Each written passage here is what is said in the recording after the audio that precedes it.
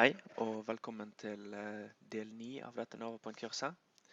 Jeg har fått en del henvendelser med spørsmål om hvordan man lager spesielt rundkjøring og andre mer avanserte krysskonstruksjoner enn det NovaPoint sin automatiske krysskonstruksjon lager. Så det tenkte jeg skulle vise nå. Jeg tar da for meg rundkjøringer som jeg mener er det som krever mest. Så skal det gå an å bruke mye av de samme teknikkene for å lage andre krysskonstruksjoner som kanaliserte kryss og den typen ting.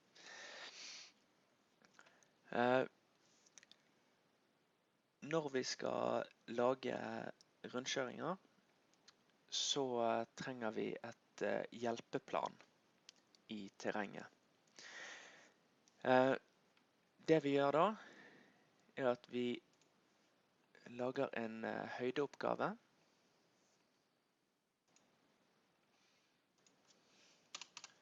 Bare kaller den for høyder, setter vi den til terrengoverflate, velg beregningsgrunnlag, eksisterende terreng. Ok.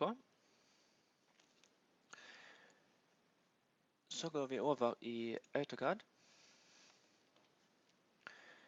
Her skal vi da finne frem høyden der vi ønsker å sette rundkjøringen.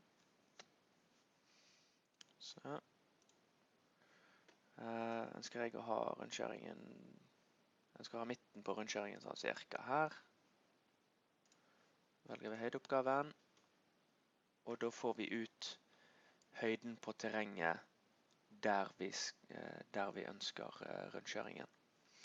Så ser jeg også at terrenget går noe opp på begge sider her, så jeg tenker å legge rundkjøringen noe høyere enn dette. For å begynne på hjelpeplanet, så begynner vi med en enkel linje. Bare passe på at den dekker inn hele området du har tenkt å sette rundkjøringen på.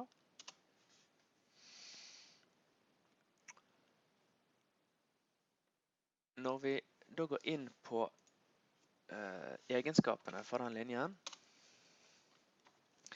så ser vi det at selv om de horisontale koordinatene har tall, så er start sett og slutt sett står til 0 som default verdi. Så det kan vi da endre til, setter jeg den på 92 da, i høyde. Du kan sette den til det samme som terrenget viser her, men da vil den skjære noe ned i terrenget på sidene her. Så jeg tenkte å unngå det.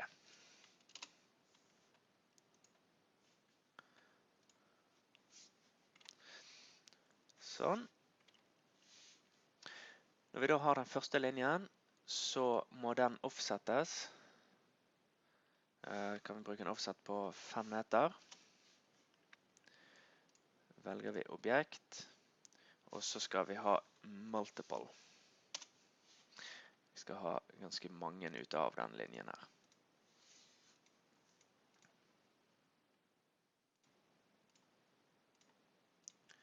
Bare passe på at den dekker godt området.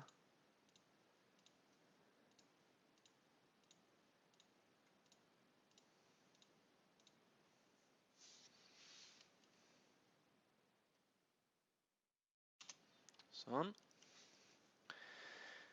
Så kan vi ta og skru av disse her forskjellige lagene som vi har på her.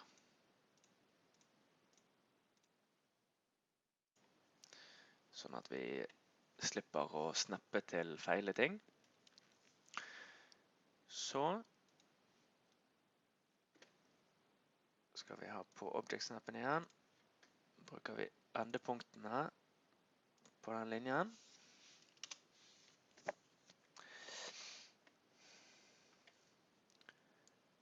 Så bruker vi offset. Kan bruke samme distansen der. Og så gjør vi sånn. Nå er det sånn at i dette eksempelet så bruker jeg et flatt hjelpeplan. Men noen ganger så kan det være vi ønsker å lage et skrått hjelpeplan. Måten vi gjør det på, da går vi inn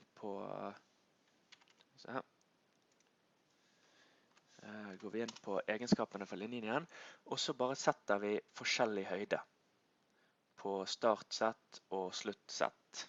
Må dere selv regne dere frem til hva høyde det skal være på hver side for at du skal få det ønskede fallet.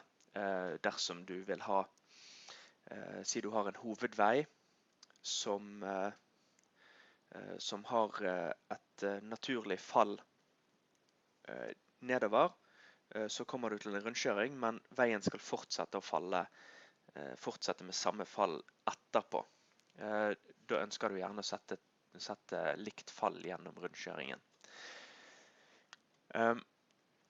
Så det man da gjør for å sikre at disse tverrgående linjene her følger det samme fallet, er at man slår av endpoint her, så går man på nearest, så velger man denne linjen, og så trykker man ganske enkelt på den en gang, og strekker den igjen til nearest. Sånn. Da fester han seg i den linjen her, i forhold til høyden, men beholder de samme horisontale koordinatene. Når vi da skal ha denne bortover, så bruker vi ikke offset lenger. Da bruker vi copy.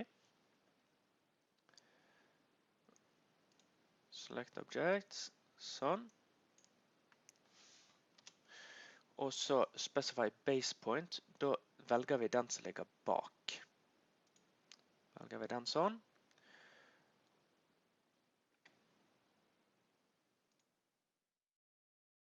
Slår vi av nearest, går på endpoint, og så når vi da flytter bortover, så vil den følge fallet i de linjene vi har.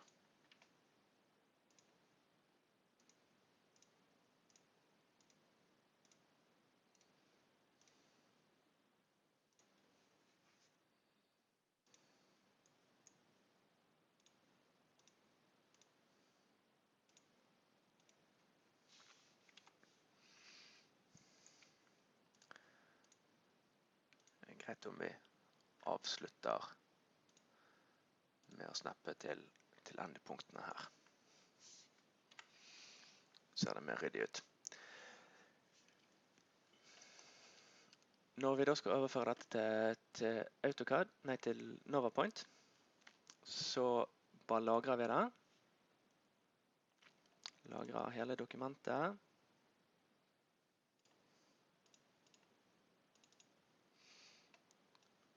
Som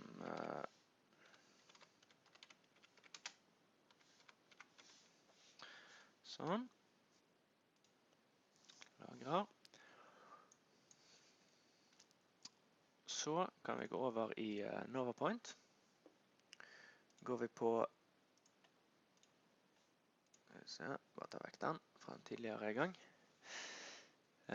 Går vi på DVG her, sett inn, import.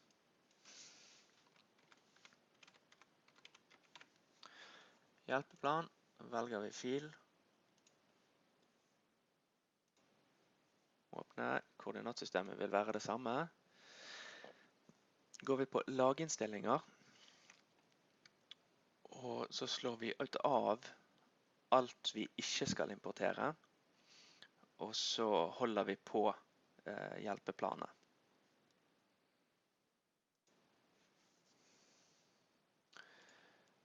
velger standard konverteringsregel.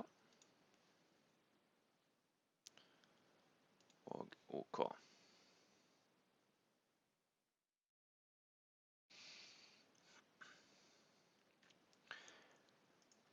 Når vi da har importert det her, kan vi kan se det i 3D, at det passer med det som skal være.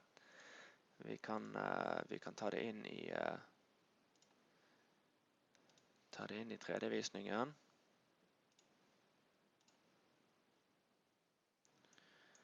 Så kan vi se at det ligger litt over terrenget, akkurat sånn som det skal gjøre.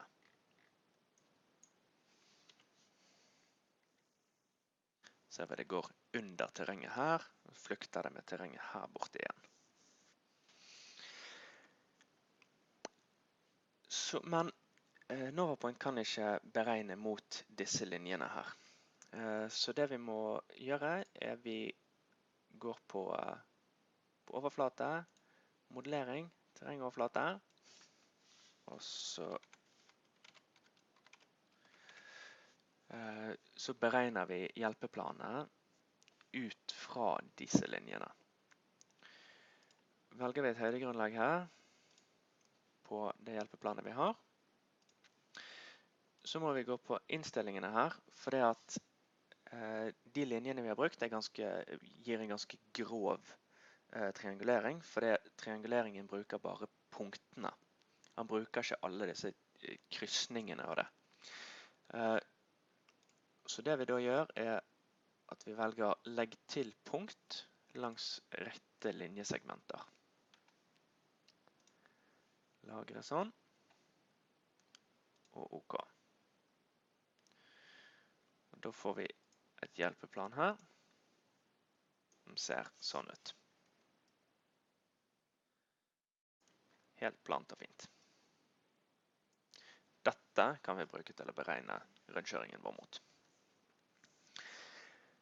Når vi da skal lage selve rundkjøringsøyen, så oppretter vi først en linjeoppgave.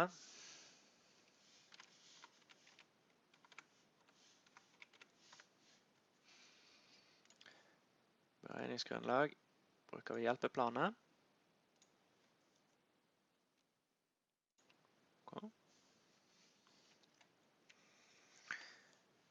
Går vi over igjen i AutoCAD. Da går vi går over på lag 0. Slår vi av hjelpeplanet og ekstrahøydene. Slår vi på igjen de illustrasjonene vi trenger for å se hva vi holder på med.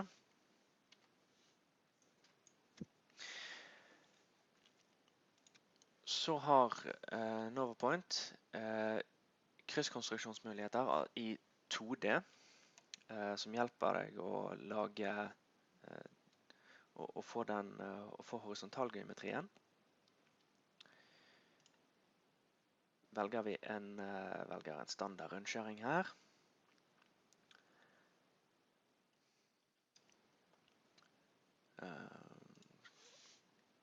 Ja, den kan bare stå sånn som den er. Setter vi inn rundkjøringen, vi kan sette den inn her, vi.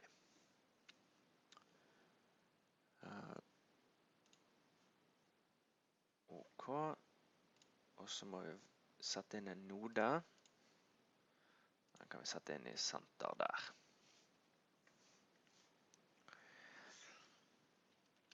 Så må vi ha noen ekstra hjelpelinjer for å hjelpe oss å tegne den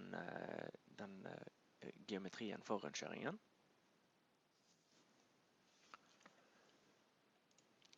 Lager vi med standard AutoCAD-funksjoner. Begynner vi her i senter.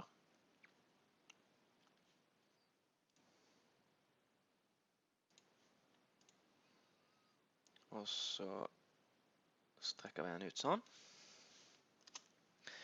Skal vi ha en linje til. Den offsetter vi fra denne, men vi skal bare ha 1 millimeter avstand.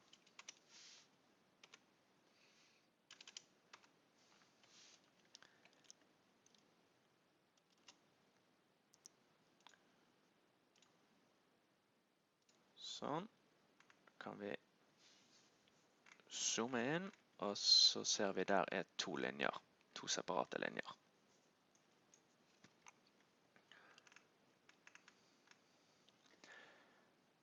Så skal vi trimme denne linjen her.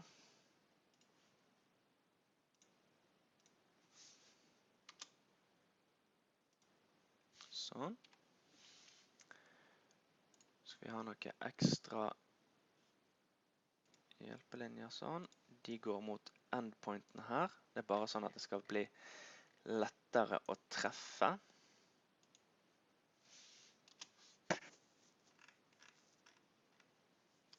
Når jeg skal tegne horisontalgeometrien.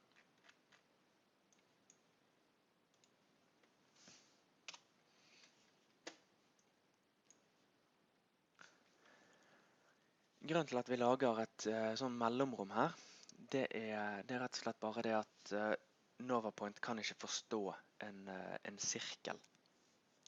Da vet han ikke hvor han skal begynne eller slutte. Så derfor har vi 1 millimeter klaring, sånn at han skal klare å regne ut geometrien.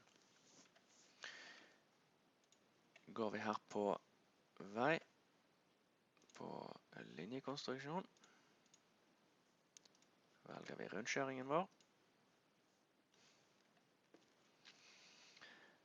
Og så setter vi inn sirkelbue.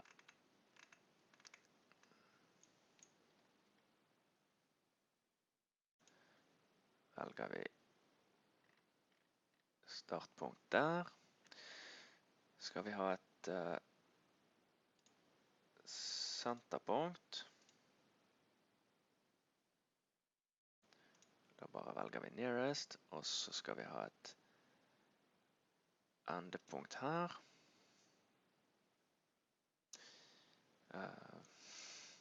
Se, beklager.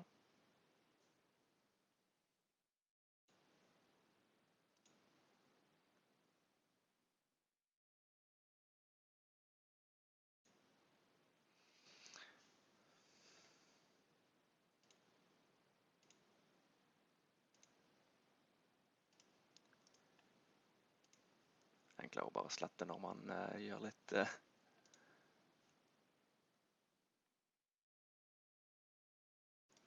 feil. Slår vi av nearest der. Velger endepunkt der.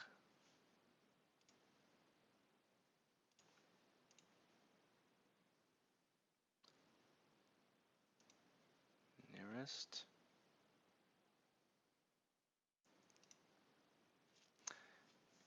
Og sånn.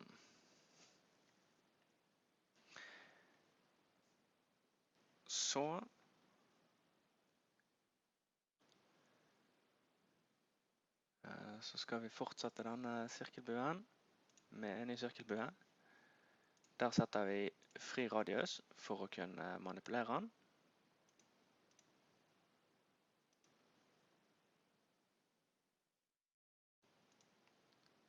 Bruker vi ikke nearest.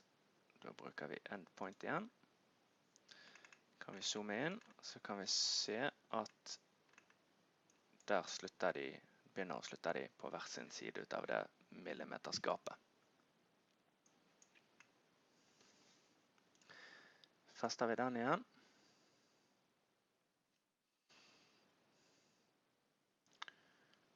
Og så går vi over i vertikalvisningen.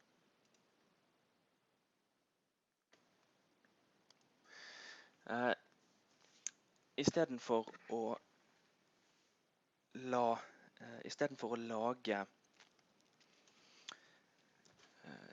den vertikaldataene nå, som vil være veldig vanskelig hvis man har en skrå sentraløy, så kan vi heller bruke velg vertikaldata. Og da bare bruker vi den linjen der,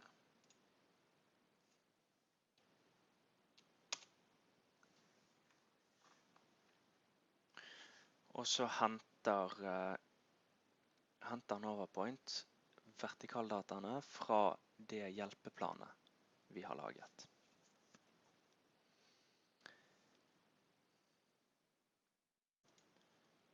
Lagrer vi den til oppgave rundkjøring. Og save.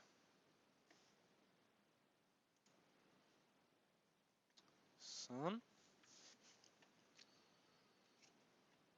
Den er der. Går vi over igjen i NovaPoint.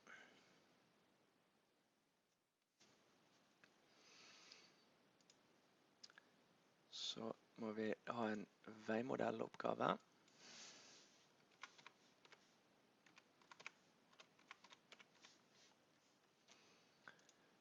Bruker vi den referanselinjen vi har laget. Full lengde.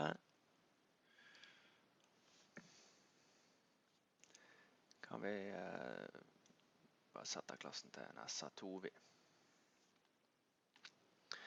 Velger vi beregningsgrunnlag, da velger vi mot eksisterende terreng. Da bruker vi ikke hjelpeplanet lenger, fordi vi må fylle mot eksisterende terreng uansett.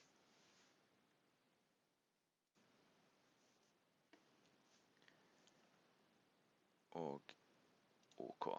Så lager den et første utkast på den rundkjøringsøyen.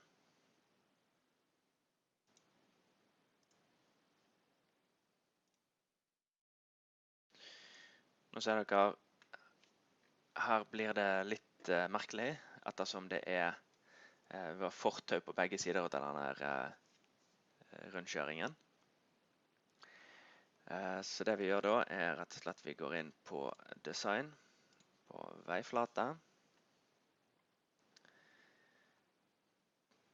Her på venstre side, altså inne i rundkjøringen, så skal det ikke være kjørefelt.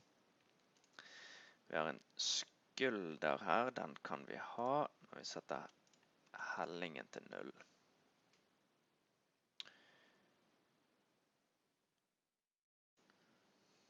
Så har vi noen tilleggsflater her. Ekstra 1 og ekstra 2, det som standard kantstein. Så de kan vi beholde. Vi beholder den første sånn som den Så ønsker jeg en litt bredere kantstein.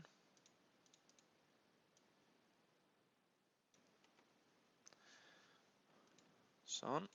Og så tar vi vekk fortauet. Setter vi avgrensning her. Bruker en flateavgrensning. Setter vi den til ekstra 2, som det siste vi ønsker å se der.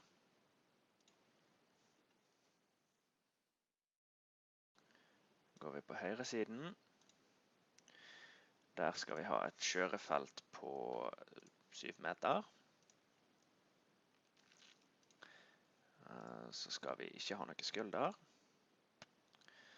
Og vi skal heller ikke ha kantstein på den siden. Det blir jo inn mot veiarmene.